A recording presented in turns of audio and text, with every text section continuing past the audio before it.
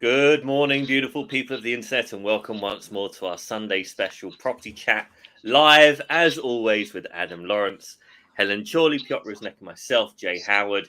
And if you are among the select few people that find themselves desperately wanting to find 45 minutes in the morning to read Adam Lawrence's supplement for the week, but you have a 3-year-old dragging you around the house with a half-broken leg and you just don't get round to it, now is your opportunity to listen to it live. You're getting the cliff notes. You're getting all of the little accents and the little buzzies that he's going to throw out here. So we normally start off with that. He's got 69% of the call to get through his chat today, so he's taking no breath whatsoever. We've got 1% allocated to Helen. We've got 22% allocated to me and some swear words, and Piotr's going to interrupt when and if he can. So we should get to 100% of the call. Yeah, let's see how we go. Adam, take it away. If we had a live editor, we could have like a pie chart on screen, couldn't we? That could be quite cool. The pie like expanding and contracting as we went along. If you'll excuse the slightly demonic glow, it's not on in honour of the Samuel Leeds against Rob Moore boxing match that was last night.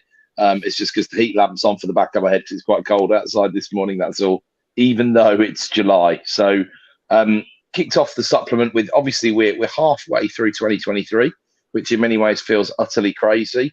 But in many ways, it feels like it's been quite a long year so far in terms of there's a fair bit of waiting for things to improve, waiting for motivation to get better, etc., etc. So I thought I'd kind of drive a truck through that a bit to start with today, because I do sometimes get comments, questions, and the likes from people, have chats with people at Partners in Property, where it seems that what they're driving towards is somewhat of inaction.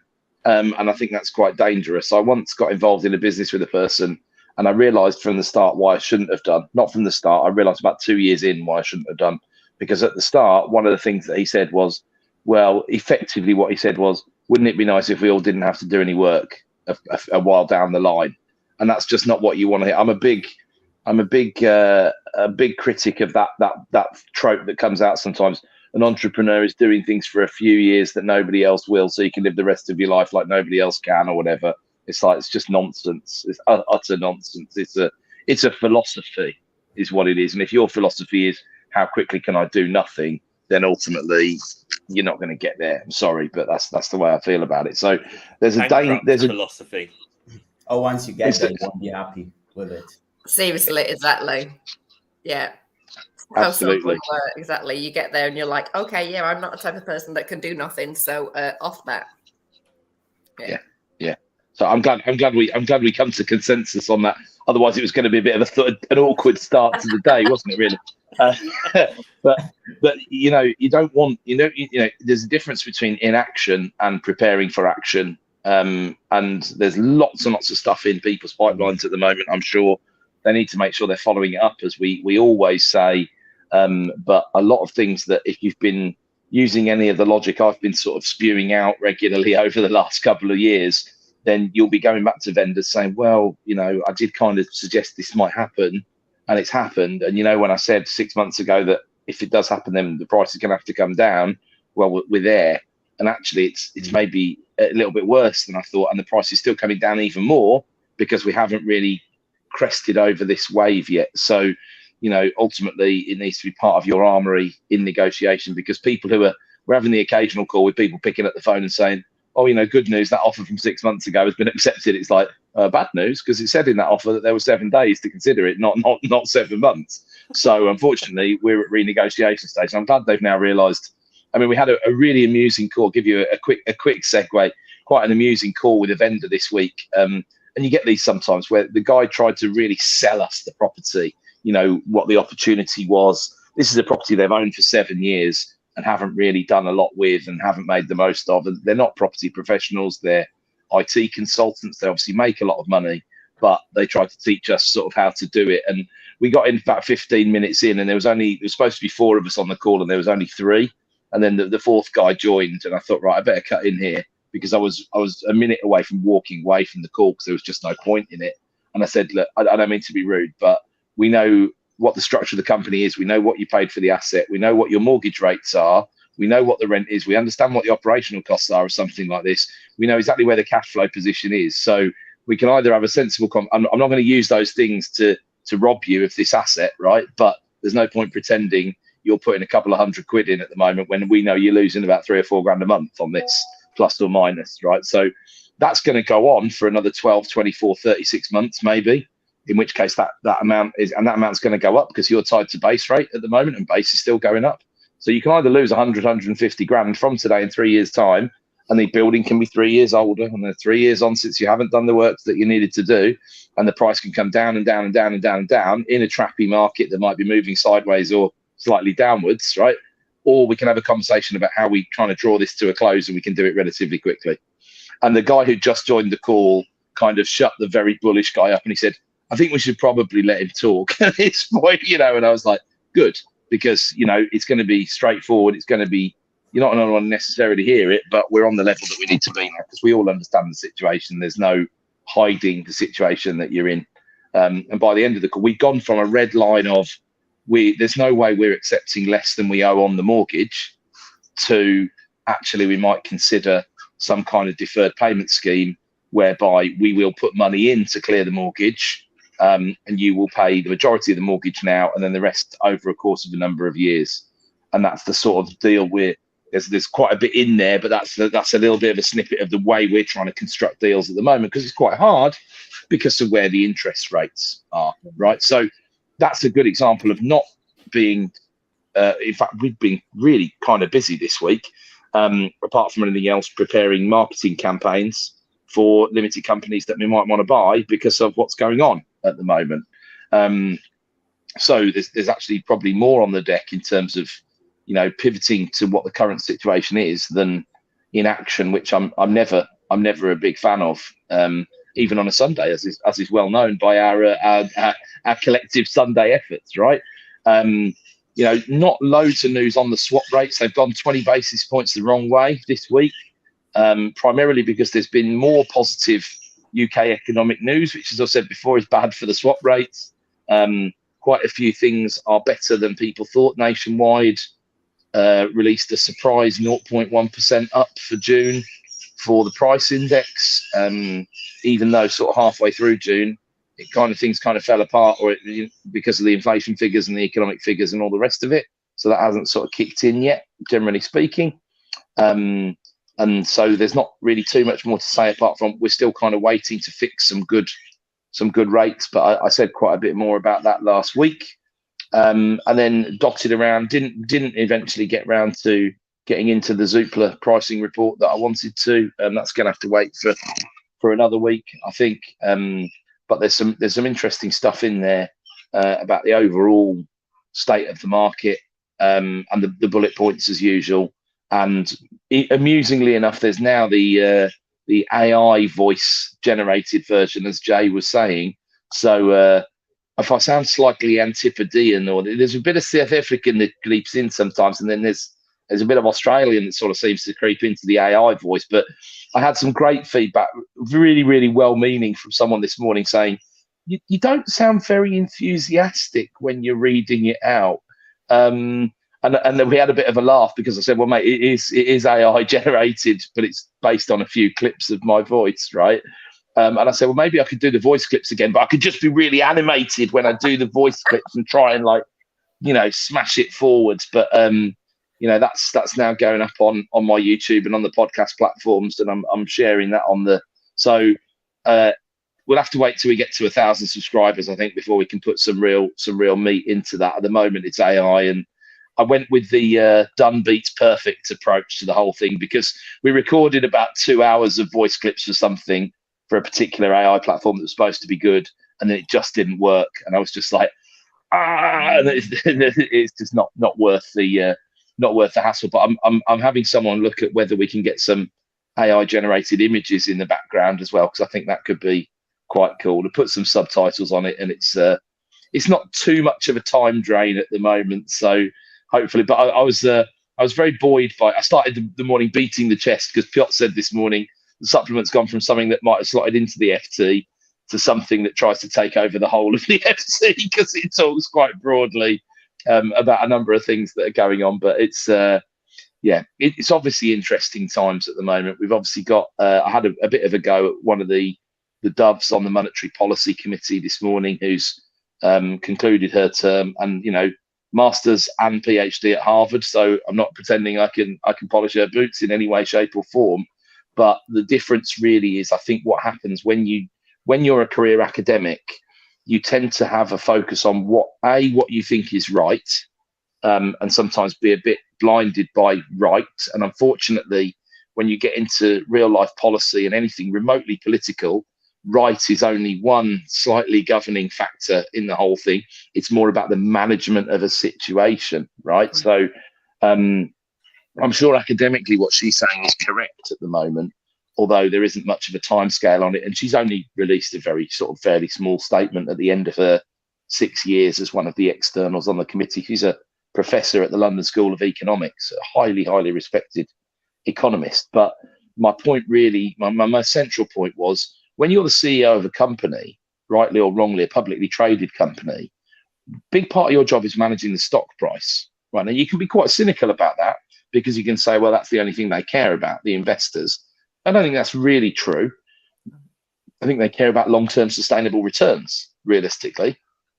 But if you don't manage the stock price, then you risk alienating investors, you risk annoying investors, you risk annoying institutions, right? Same as if you can't pay regular dividends. Depends on the sort of company it is, of course, but it is part of your job. So therefore, part of your job on the Monetary Policy Committee is to manage the international money markets. And if they expect to see rates go up, there's an extent to which you really do have to show them you've got the whip hand. And I took an axe to the governor last week, because I was saying, he's not been on the front foot enough and he hasn't communicated enough. But in fairness, at least he has pushed the rate forwards when that's what the markets really do need to see. I think he could implement it differently, but sticking where we are with the rate, even if that ends up being technically correct due to algorithmic or econometrical measures of how the interest rate and inflation work, I also still think she's wrong, because I think inflation is going to come down more stubbornly over time, as I've said for a long time, and that's where myself and Dr. Tenreiro would also part company. But as I say, she's far more qualified than I could ever hope to be. So perhaps I should cut my 69% there for the moment, and we can move on to perhaps some of Jay's 22 or Helen's 1 or whatever we're going to do. I was scrolling through Facebook a couple of days ago. I think it must have been maybe Thursday or Friday, and I see a post. It's in a Facebook property group, and it's, generally speaking, it's a portfolio sale, a chap that's looking to sell his portfolio, and it's in like the northeast kind of area, 2 to 5 bed HMOs, single contained units in blocks of flats, etc., etc. Current rent roll is about £155,000. It's not bad. It's asking for £2.5 million. In the northeast, before the costs of HMOs and things are taken into account. So, I mean, I wish him all the best. I wish him all the best, dear boy. I wish him all the best. Chap was very honest. He said some rents need to be up. They haven't been up for a while, and there's a fair few kind of vacancies. So he's kind of positioned that it's not in the best condition for sale. So I commented, thinking I would be helpful. The only person that's liked the bloody comment is Piotr. But so the comment was, hi. So he's basically said, part of his post, so I don't skip any of the fun part, is serious buyers only, no options, no delayed completions, and no BMV offers. No BMV offers. Let's just focus on this for a second. So I said, you're looking for a buyer at a capital value rate, right? You're looking full market value rate. Based on the income presented, you're no doubt assuming that you're looking for a cash buyer, right? Because your yield is fairly poor. You're not offering a discount, any delayed completions, or any kind of structure that's going to make it easier for a buyer to help you in this situation. What is your reason for selling en masse? Like, that's a good question. That's motivation. Great question. Why not wait to get the portfolio fully let and rents re-geared first? That's also a good one. A portfolio sell like this with no flexibility on structure is a tricky thing to pull off. A very tricky thing to pull off. Selling piecemeal would be your best way of getting the price you're looking for, you'll have far more control over individual asset capital values as opposed to a blended yield cap and value in a portfolio disposal. No response. I think Jay Howard deserves a credit for services to the community for that post. I'd have been tempted with a GIF of a cake and someone also eating the cake, frankly, because that sounds like what the driver is in this situation. So a world-class piece of consultancy in a Facebook post that gets ignored. Who would have thought it? It wasn't sensational, I didn't turn around to him and say, well, I've got a corporate let agreement I can sign all your vacancies up on. Like that would have got some traction, or just saying DM me the details, which would have been a phenomenal waste of every human being's time, including the people that are running the electricity grid to power the email being sent from one destination to the other. But yeah, completely stonewalled that. It's such a good point, because I had a conversation this week with a cash buyer who's done many, many, many more deals than I have. And it turns out, unsurprisingly, we've been negotiating on the same couple of portfolios. And I'm sure a lot of the similar sort of stuff comes across our desk. And he said to me, they've had 1,100 leads this month and they've struggled to keep up. It's the most leads they've ever had. And I said to him, fantastic, really pleased things are going well like that. And he actually posted on LinkedIn the other day, he's done 23 completions this month, which is great. One of those he back to back to us, which is great to be in that list as well. So that's super, which is nice yielding thing that wasn't too far away. I think I saw that. Yeah. I'm sure you'll know the individual I'm talking about. And we had a great chat actually, because I explained to him how I was sort of trying to structure some of these portfolios that come through, because what tends to happen is he's offering more money than I am. He'll work to thinner margins. He's got deeper pockets. He's got a better network of people he can move deals onto, and therefore some of these can work. But we restricted our conversation to things like what you've just talked about, portfolios of a certain value, and things that can and can't work, in order to sort of make those get over the line. But the key question I had for him was, how the hell are you sifting through the amount of, without being too rude, Jay, time wasters like the guy on that post that you're just talking about, and not spending, you've probably spent too much time on that post and been ignored for the privilege of it. It's not really fair. So how are you getting through the unmotivated, who are kind of like people do, living in their own little bubble, turning around and going, actually, it might be an all right time to sell. It's like, kind of, here's another gif of a boat sailing away, and then you at the harbour still waiting for the boat, or perhaps, stable doors and horses bolting spring to mind. It's just people don't. We get a few leads as well from cash buying companies when they have like commercial things or things that people can't sell, or things they don't understand. So they don't know how to value. Yeah. Normally I get to call them, and it takes about 3 minutes, and the lead is discarded. But sometimes good things come from those leads, and people do need to have explained the position and the situation and where things are gonna go, if they're willing to listen. Because if they're not willing to listen, then there's no point having considered. They need to have more of a reality check with everything, the circumstances happening to them, and then they will understand. Because some people just find it super difficult to listen. That's it. And Jay has really delivered that reality check really, really nicely in that comment that he's left there, because what he's effectively introduced is, if you want top price, you've got to use top effort, and in this market, you've got to deliver a top sort of product, and you've got to be really, really patient, right? Really, really patient. Might take you 3-4 years to get rid of a portfolio like that piecemeal. Might take you even longer. So if you are anchored on price, got to the end of that post.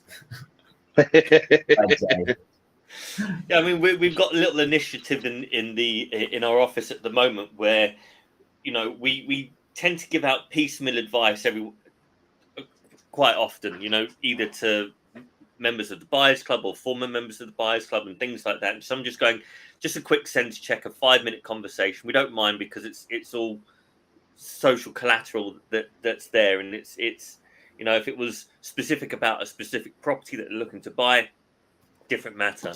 But with things like that, it's for us, it's about making sure that we're aware of the information that we're putting out there. because for someone like that, you know, they've probably gone back the last 3 or 4 years, looked at all of their valuation reports across their portfolio and said, well, a valuer said it's worth this 3 or 4 years ago, added all the numbers up and said, right, I want £2.5 million for it. And that's just nowhere near what a real situation should be. But you see this a lot. I mean, I called up one of these leads recently. I think Piotr knew that it was doomed to the price that we came up with was doomed. So I thought, I'll throw Jay at it and see what happens. It was a flat in a high rise in East London, somewhere at Essex way, or Ilford, Essex kind of area. And I get on the phone to the chap and he was like, oh, so how much can you offer me? I said, well, look, there was a flat that sold in that block recently for like 162,000, something like that, 182,000, something like that. And that was at auction. That was at auction. So I said, look, in this current market, we'll offer you 150. That will be cash. He said, well, he said quite a few things. None of them were very nice. He goes, well, I've got an offer of 280. I said, well, then why are you picking up the phone to me? Bite the hand and the leg off. Take the 280. Like I don't even know why you're calling like a cash buying company. Like, but just be aware that okay, it's a flat, so they're not really the flavour of the month. It's a tight market. People are struggling for finance. So, you know, my advice to you after he told me to go and do something unsavory to myself, I was still polite, which is uncommon for me. I must have been in a very good mood.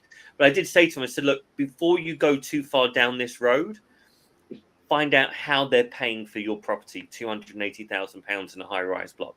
Just find out, because if it's for a mortgage, if you need to sell in the next 3 or 4 weeks, dial yourself in for a 6-month run. You're not selling that property until February, right? That you're in now, because it's not going to move any quicker than that.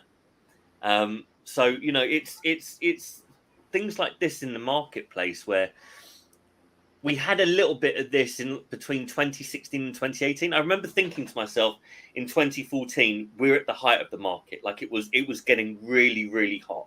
It just, not everything was like just going really, really fast. The seal bids were left, right, and centre in London, weren't they? Left, right, and centre. I mean, and there was a bit of that in during COVID, right? We were having a bit of a complaint about that on a weekly basis. It's just ridiculous, blah blah blah. Best in finals don't actually mean best in finals until everyone's had their best in final, which is not best in final. But between 2016 and 2018, there was that whole kind of Brexit. We've ruined the world and blah blah. All this other stuff starts kicking off, and you started to see people, you know, on an international basis getting a little bit scared about what was going on a little bit. So the market went through maybe a 6-month plateau. And it was really very... at this point, I was obviously still working with Auction House London.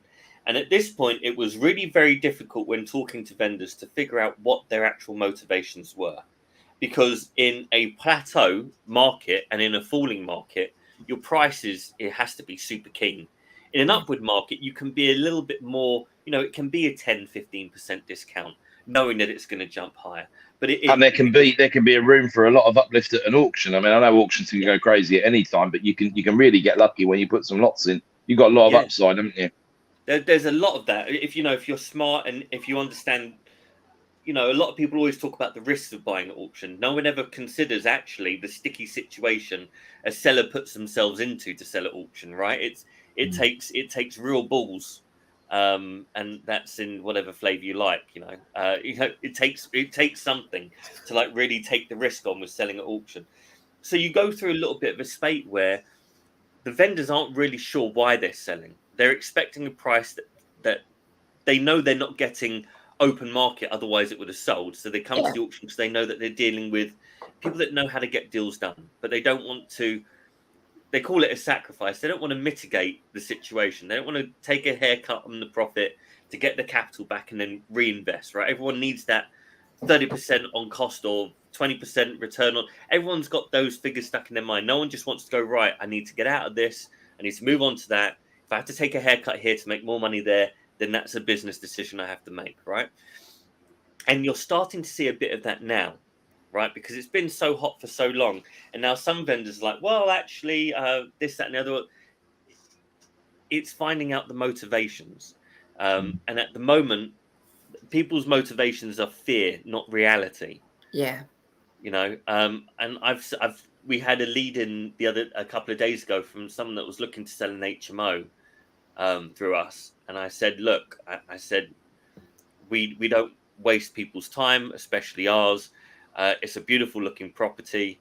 The income is low. The capital value of the asset is quite high. So the number I'm going to quote to you is low, close to disrespectfully low. But the reality for you is the advice is, if you can hold on to the asset and get it vacant, we can put it into auction. Someone can re-gear the rents and do nicely out of it. But the problem is, with that income, you're always going to get a low price. Someone else take over. I've got very chatty this morning. I think that makes, hello Abby, hello. I think that makes tons of sense, and I think a lot of this is about self-awareness of the vendor, right? Because they've got to understand who's the buyer. You know, when you're trying to sell a property, you guys understand this really, really well. But if you're trying to sell a property, who's the buyer? Who are you preparing it for auction for? Is it an owner-occupier, perhaps? Because you get quite a lot of stuff, especially in the London auctions, that suits owner-occupier. Yeah. You know, is it an investor? Is it a developer? You know, who are you aiming at? And if you don't understand that, and you can't understand what those people need in this environment, I mean, if you're selling a property because it doesn't stack up anymore, then any leverage buyer, guess what? It doesn't stack up for them either, unless it really is as simple as that. And I've seen a few. I'll tell you what I'm seeing. I'll be interested to hear if you guys are seeing similar. More mid-price, mid-range, sort of probably beyond second step homes, or second step or beyond homes, in really quite nice area. You know, I'm seeing leads in postcodes that I've never seen leads in. Brighton would be a good one, a good example. Bournemouth, nice parts of the country where cap value. Now, of course, that's not my sort of modus operandi, that sort of stuff. And I think Jay's much more eloquent than I am when he explains he's about to kick them in the you-know-wheres and then does that. My problem is, you know, our model is pretty much buy to hold. We can buy to flip, but we don't work to some of the margins that a lot of the volume traders will, because we're not doing 20 or 30 or 50 or 100 trades a month. Yeah. You know, we might do one or two, and therefore we're very keen on the pricing. But what we can do is not move the price on you when we agree the price. And what we can do is deliver to the timescale that you want. But we get the occasional one, in a similar way to what Jay just said, we get the occasional one through at the moment where they say, right, it's Thursday afternoon, comes through on WhatsApp, right, they need to complete this week. And it's like, okay, well, that's giving us a relatively short time scale. And we're talking 24 hours effectively. And we've got to upset a few people, but we can get it done. But they need X price. It's like, I see. So you want incredible speed. So you want you want a 1 day sale, but you want the 180-day sale price or the 90-day sale price. Well, you know, just mathematically, the curve doesn't work like that, I'm afraid, guys, because the risk has just gone right off the charts. And this is extreme. You won't be able to respond to a single inquiry about the whole thing. All we're going to be able to establish is you own it. That's all we're going to be able to establish. You know, we'll get some pictures. You know, but we're not even going to be able to get someone out there necessarily, and that depending on where it is in the country, obviously. So it's like, well, you know, what sort of price would you think I would be paying for this gigantic risk you're asking me to take? There might have been a fire last night, so Street View isn't going to cut it, mate. You know, that's the bottom line. You know, and your photos that you send me might be the photos of next door neighbour's house or a house 30 miles away. I mean, I don't know what you wanted to say about that, but that's the very standard, you know, situation of people not understanding risk, not understanding the risk they're taking, or not understanding the risk that they're presenting to other people and expecting them to take. You know, it's a bit like when you know, I always say, you know, you don't, and this is, I remember hearing, I don't remember who said it first to me, but, you know, you don't buy a business for what it could be in the future. You buy it for what it is today. That might be your strategic goal, but you're certainly not going to pay for what it can be in the future, which is pretty much the opposite to what early stage investment is in companies in like AI, for example, in the market at the moment. And this is why these bubbles get created. Yeah. And you've then got to kind of trying to pick through pick through the pieces. Just as we're in the week where Apple busts through its 3 trillion market cap or whatever, which is just an inordinate sum of money. But then when you look at the cash they still rake in every quarter, you can kind of understand it.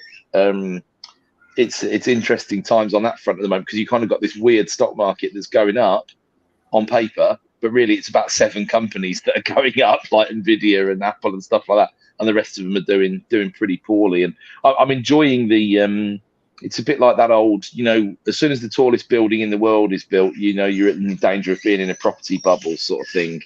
And as soon as the biggest market cap in the world is passed, although we should probably look at market caps adjusted for inflation, as we should look at a lot of things adjusted for inflation, because that might be a bit more sensible. But it's kind of like, right, when everybody's talking about AI, is it another version of the GIF and the boat having already sailed away? I guess we'll find out relatively quickly. But what made me laugh I think it was 2021 was someone said to me, basically, listen, we were trying to raise some VC or PE investment for a company, it's an online radio station, and they just said to me, listen, mate, if it's not either cannabis or what was the other thing that was massive at the time, I can't remember. He basically said, if it's not those 2 things combined together, don't bother ringing me. So I was like, right, fair enough, no problem. But that's more flavour of the month stuff than it is, as you were saying, Helen, a proper assessment of the risks involved in this business, right? You were involved in something interesting last week, Helen, right? I was, and it's interesting talking about kind of like flavour of the month and VCs, actually. I was back to record a new show with Property TV, not property related, which is really exciting for me. I'm loving getting involved in lots of different things. What's that show about? It's called Visionaries. I don't actually know when it's going to be shown, but it's kind of a Dragon's Den idea. It's not kind of the same format, but it's a startup founder coming in and explaining, and they might have some kind of pre-seed funding already, but coming in and talking to a group of us, so angel investors, advisors. There's a VC fund manager, Hugo from Pi Labs there, who I met recently, who he brought so much wisdom to the table. And it's really good to think about all this stuff that we talk about, which is absolutely applicable to just kind of a different area, a different market. So it was great. It was with John Reynolds. He does Property Journal on Property TV already, and Steve Bolton that started Platinum Property Partners and kind of sold out for that. And I got to meet the lovely Bob Wigley, who was former chairman of Merrill's in Europe and does a lot of angel investing. If you look through his LinkedIn, oh my God, he's got 70 companies or something. He's involved in all types of SpaceX, all types of stuff. So, I've done a few of these things, but so to listen to the advice and the experience from them was so cool. And actually, I'm really looking forward to the episode with Bob, because he's got a great story about a company that he did go on to invest in. It was amazing timing. I won't spoil the story, but it involves handles, and I was still giggling about it when I went home at night. It was right up your Strasse, Jay. You'll enjoy that one. That sounds like a lot of fun. Really looking forward to seeing some of that. It sounds like they're moving the channel in a slightly different direction to maybe expand things a little bit on the business front, because there's so much of a sort of crossover. Yeah. And kind of like most of us are property kind of background, but looking in different areas, and all the stuff we talked about. They did a little kind of interview bit with me, but it's still about, is it the person? Is it the deal? How do you approach investors? Risk? What are you looking for? What are the type of questions you ask? It's all the same kind of property stuff, just applied to a different, kind of sector. So that was really good fun. Really enjoyed that. Yeah. I think you're seeing. I had a really we ran an event yesterday, social housing seminar, and I say we really, that's completely unfair because Sue ran an event yesterday and I turned up and said some stuff. That's really what happened. Really good attendance. 90 people in the room, which is fabulous. 90 people who weren't down in Brentwood waiting for Samuel Lees to knock out Rob Moore or whatever. Fair play to them all. And I had a really interesting conversation at the end with a developer who's developing some units at the moment for social, and we were talking about the delivery end and the delivery of the support services and whether it's worth investigating starting up businesses in that particular space, because it seemed to him as an observer that there were massive amounts of money being made and there were huge margins and blah, blah, blah. And I said, well, I'd be a bit cautious about that in general, because the people who, I mean, obviously there are some big organizations doing it and there are some big numbers involved, but it is really about stability of income, and also making sure that local authorities are on side, and you may be missing what their internal business model is like. And the people who've lifted a lot of money out of it very quickly have tended to do it by not providing the service properly. Yeah. And then they get caught out, and this has happened in Birmingham in a couple of fairly high-profile cases, who'd built big organisations, really quite hundreds and hundreds of homes, some of them thousands of homes, and were just not delivering, or had found another way to access pots of funding that weren't necessarily sustainable, and built around that. And then when that pot of funding evaporates or it gets changed, then the business model changes and it collapses. And I mean, I think I wonder how many listeners know what's been going on at Home REIT. We had a bit of a conversation about that at the end yesterday, and involvement in social housing and the overall non-payments and everything that have been going on, and the kind of the theoretical. It reminded me a bit of people who are listening might be aware of Zillow in the US, which is kind of like Zoopla, in that it tries to value everyone's home. And I don't know if they know this, but everyone what they did in the US was they basically tried to buy properties using the Zillow value, right? So this was an incredibly stupid idea, because Zillow would buy them at a slight discount to the Zillow value to try and do, like, you can see what they're trying to do. They're trying to do sort of BMV in volume. But of course, people are pretty sensible, right? So the people who are going to use the Zillow value as acceptable are largely going to be people who the Zillow value is an overestimate of the value of the property, right? And then the discounted price is actually the price, or it's still overpriced. And I can't remember how much money they lost, $500 million or something, before they kind of realised this isn't going that well. It's like, well, what's the flaws in our plan here? It's pretty incredible that those sort of things will go on, but it just shows you that big companies make mistakes and have holes in their compliance and all of those other things that all the SMEs really struggle with, and the property sector is sort of continuing to battle at the moment. But my presentation yesterday was about the future of the sector and a sort of big macro overview of what's going on in social and where some of the opportunities are. And then we did a piece on, you would have enjoyed it, Helen, we did a piece on due diligence as well, which had some good general due diligence rules for anybody that you get into partnership, leases, whatever with, some really solid stuff in there. But I think we threatened one day to put on a whole due diligence day, and we still need to do that. We do. Yeah. We'll have a recording of yesterday's for anybody who couldn't make it up on the website, I'm sure within about a week's time or so. So that will be available for purchase if anybody's going to be interested. So it was a good event, but it's always good to do it in person because you get that sort of fairly rich level of networking. I was pleased to report that you're always sort of sad and unpleased. There was about 90 people, only 8 were existing PIP members. So I got to meet lots of new people, That's good, which is cool. And I think a lot of our existing members are quite long term, and they've been to one of the social housing events before. And we never do the same event, but I think people think, well, I've done the day on that, so I'm not going to do it again. But yeah, it's good for the network. I think it was probably better than people shouting at each other on a boxing match, where a fairly chunky guy. Not that I'm in a glass house here, so I'm not going to throw too many stones, but a fairly chunky guy with a pretty significant weight advantage let another lighter guy slip over, and it was probably rather disappointing to many that the result went the way it did. My only comment on the whole thing was a comment that I left saying, "Do you not realise the first one's supposed to be a draw, guys? I mean, what sort of planning went into this thing? Nice.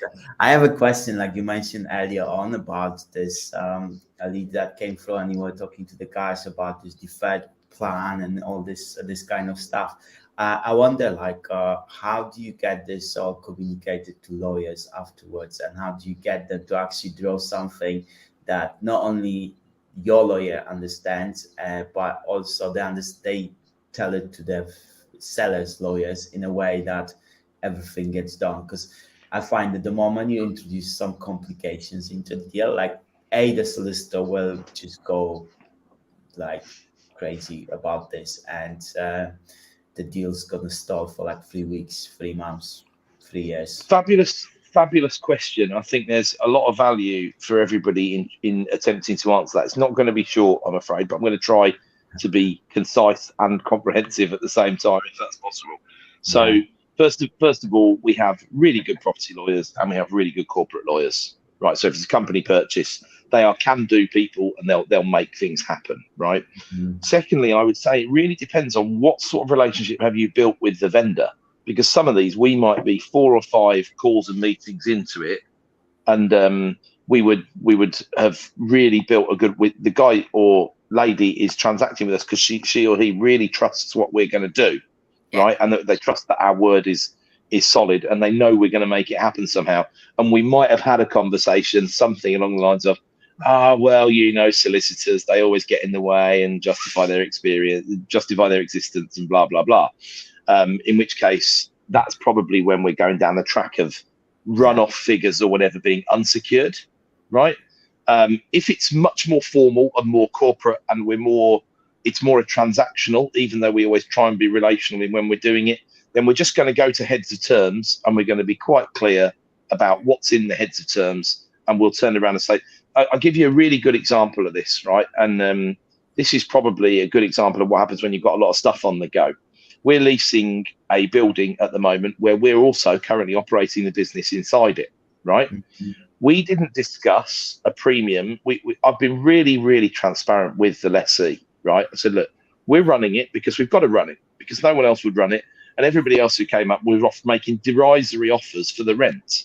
Right, you're making a proper offer, but we've done the legwork to get the business up and running now. Right, we're giving you a slight discount year 1, we're giving you a decent discount year 1, slight discount year 2, but that's because it's a 20-year lease, and we're getting up towards market rent in year 3, and that's fair enough. Right, we've done all the legwork to get the business started, but we're not asking for anything for the business. What they're actually taking over is a building with the ability to trade from, some staff, right, some goodwill, and a few future bookings that are in the diary, right? Now, obviously, they have technically got a value, but we're not asking for anything for that. Now, his lawyer turned around and said, look, this isn't really a lease. This is a business sale purchase. And I was like, whoa, hold on a minute, right? This is a partial, there's no business sale here. There's a partial sale of assets. The lease is, the rent over the course of the lease is well into 7 figures, right? This has been transacted at effect. If you want to put a nominal consideration on it for the sake of a consideration for the contract, it's £1, right? So it's not mostly a business sale and nominally a lease. It's completely the other way around. So I explained to the guy when he sent me a 46-page questionnaire about it, that I would answer it with the enthusiasm of an administrator, because I've read many of these when the administrators have answered them, of course. And the 2 letters N and A were my favourite letters from the alphabet at that point. And I said to him, listen, the thing is, right, we can now spend 20 grand on corporate legals here between us to go into the finer points of this, that, and the other. You've had the numbers, you've seen the site, you know what's going on. You know I've got reputational risk on the line here because I'm all over the bloody internet. And I don't want you slagging me off about this, that, and the other. But what I'm not doing is contracting that what's been in the fridge for 8 days is transacting at 70% of its market value. We're not having that conversation. We're doing the stock at value. You're getting all the rest of it there and all the bits that you need. I'm not signing a contract that says I will provide the employee details and blah, blah, blah. Of course I will, right? But we're not doing it in the legals. So I'm representing us from the corporate side of that transaction. I'll deal with your solicitor if you want, but it will be like dealing with an administrator because you're paying an administration price for it. If you want to buy the assets of the business, we need to have a sensible conversation. Well, the first thing I need to do is value the assets of the business properly, right? Do you want me to do that? Because that's probably, now I think about it, going to be a 5-figure sum of money. Now, we weren't having that conversation this way before, but what you can't do, back to cake and eat it gifts, right? What you can't do is pay £1 and expect me to fill in a 46-page questionnaire and sign a load of warranties and provide indemnity insurance and all the rest of it. It's not happening. It's not happening. So that's, again, I had to phone, in that situation, I had to phone the guy. Obviously, he's not a vendor. He's a prospective tenant, but I had to phone him in a nice way and say, look, mate, how many businesses have you bought and sold? You know, because without trying to turn it into a weeing contest, I've done a few, and I've done them in 2 weeks when they've been in administration, right, or they've been pre-packs, and I've done them in 12 months when the vendor's been slow and the lawyers have really, really dragged things out, and they've been particularly difficult. So I think obviously the more experience you got, the more it helps. But I think pretty much anything can be. I mean, we've done these things, Piotr, in terms of the actual legal technicalities, and bearing in mind I'm not a qualified lawyer. You know, some of these things are just slipped into the actual contracts as a really quite simple one-liners. Yeah. But there's also email correspondence backing that all up if there was ever litigation. Whereas if you're talking a deferred payment for a company and there's millions of pounds involved, the solicitors on the vendor, like I said, it depends on the consideration. So if the consideration needs to be, if the runoff payment needs to be unsecured, which sometimes it does, because otherwise the capital stack doesn't make sense, it doesn't work for the first charge lender, etc., etc., etc., then we're transparent about that from the start. The language we use might not be quite as clinical and as corporate, depending on the sophistication level of the vendor. But if the vendor is, I mean, we've bought stuff off people who've worked in private equity, which in a way you think, oh no, what a disaster, you know. But in a way, you think, well, that's good because they're businesslike and they understand stuff. And if they're the right sort of person, and that comes right back to the conversation that Jay was driving around, what's the motivation behind selling the asset? And I see, so you want full price by midday, cash or charge. So, you know, it should be no problem at all. I mean, so basically, like, I think it all comes down to making the vendor like at ease with your ability to deliver something, and also like you having experience and knowing what needs to be delivered, and how you're going to do it afterwards. And I like 2 offers. It really, really it takes a lot these days to move me away in these situations from 2 offers. Sometimes there's a justification for a third, but I have a tendency to overcomplicate things, and I know that. I am aware of that, so I try not to. So the simplest sort of 2 offers might be, let's say we're talking about a plot of land with no planning, right? So we're going to do a cash offer now, or we're going to do a conditional offer subject to planning. Nice and easy, right? Now, use that same logic in an investment purchase or a company purchase or a whatever purchase. Now, sometimes there are stages that you need to go through, and that can then be, there are trigger points and there are all the rest of those things. And so in a way, it depends how many, if this is a mixed commercial portfolio of 20 or 30 units across 2 or 3 sites, you're probably not just going to do the 2 offers. There might be multiple. We're negotiating on a business at the moment, for example, where very sadly, and this is a really interesting one, because number one, how do we get the leads, right? Because we behaved with impeccable conduct in another business purchase we did locally, and we engaged with this company, and this company knew the vendors of the company that we'd bought because we needed to buy some supplies from them. And actually the guy turned around to us and said, right, we heard really good things about you. I'm actually looking to sell. Do you want to come in for a chat? So completely under the radar, very, very direct. And I mean, that was a great one, because we went in and the guy said, I mean, it's obviously very unfortunate that he's not well. He's also at sort of retirement age, but he's making the right noises from day one. I'll take a deferred payment plan. I'll do this. I'll do that. I'll do the other. I understand this. I understand about leaving something on the table for the next person. So there's going to be a deal there realistically, and we're not, because we're not those sorts of people. We're not going to take advantage of the situation.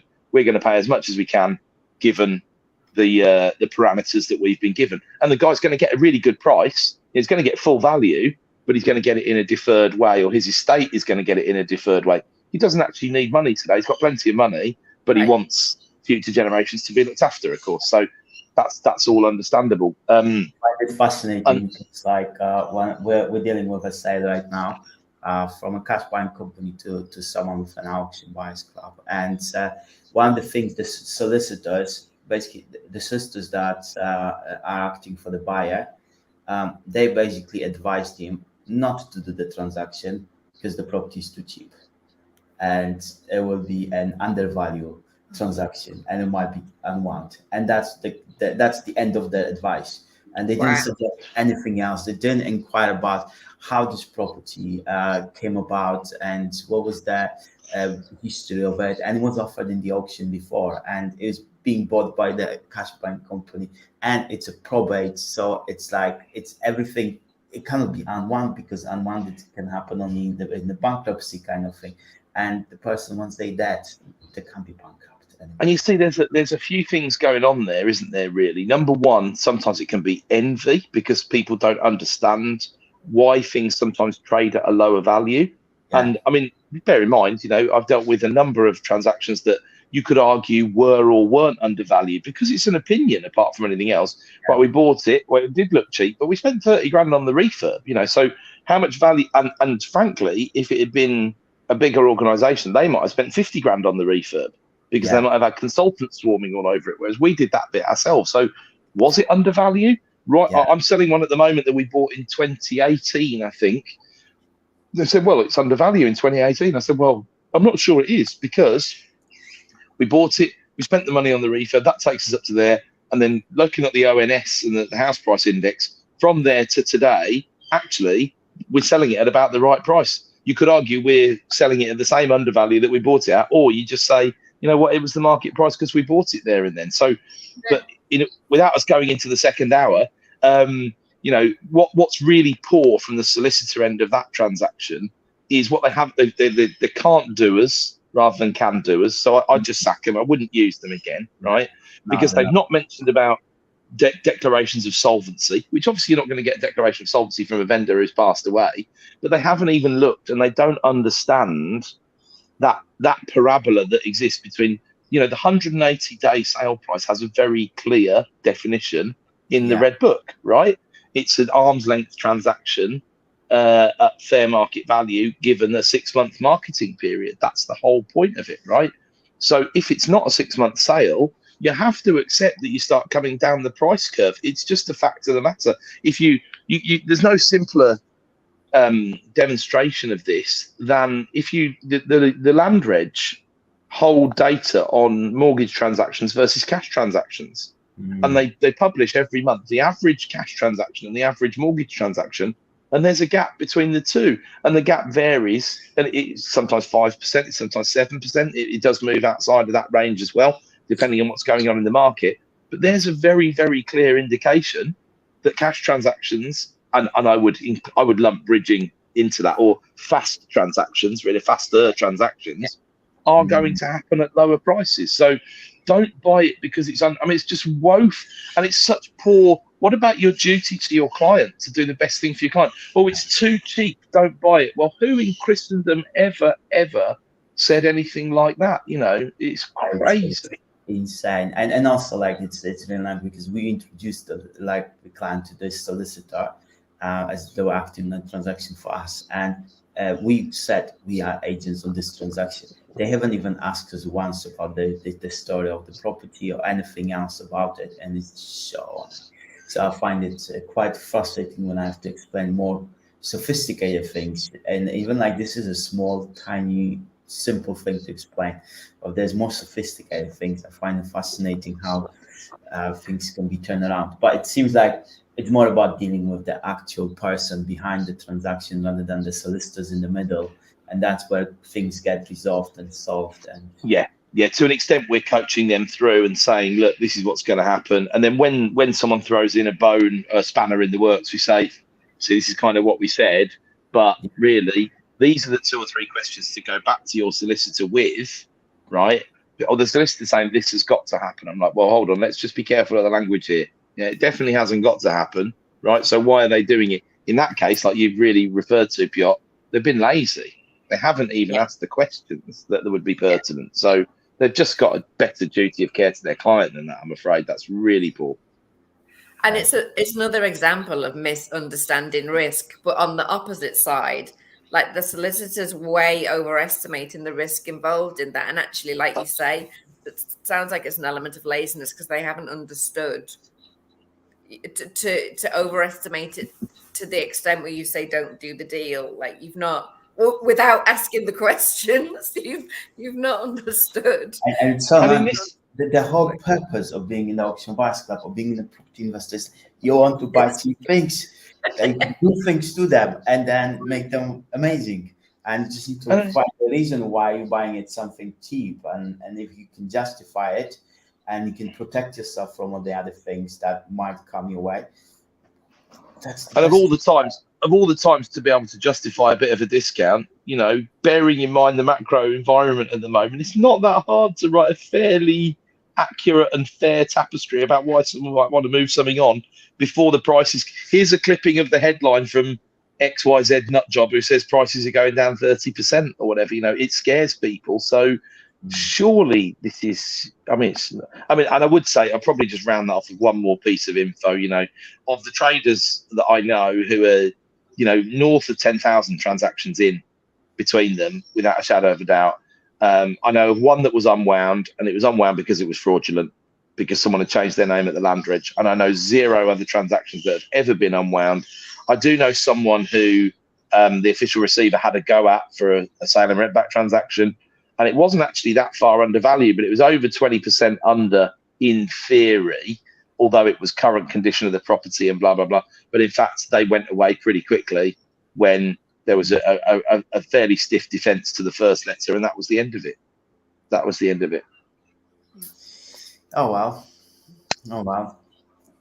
Do we have any fine comments this week from our wonderful audience, Piotr? We have hi from Turkey. We have super. Comment who was winning. I think that's about the two. My understanding is that Samuel Leeds was the victor to whom the spoils went last night, but as I say, I'm pleased to say I wasn't in attendance. Yeah. Do you think it was like wrestling though, where it was like pre-agreed? Well, as I said, if it was, they should have done a draw, shouldn't they? Yeah, and we've got a lot of good mornings and regards and highs. Today's chat, I think people found it good to listen and might some comments post auction.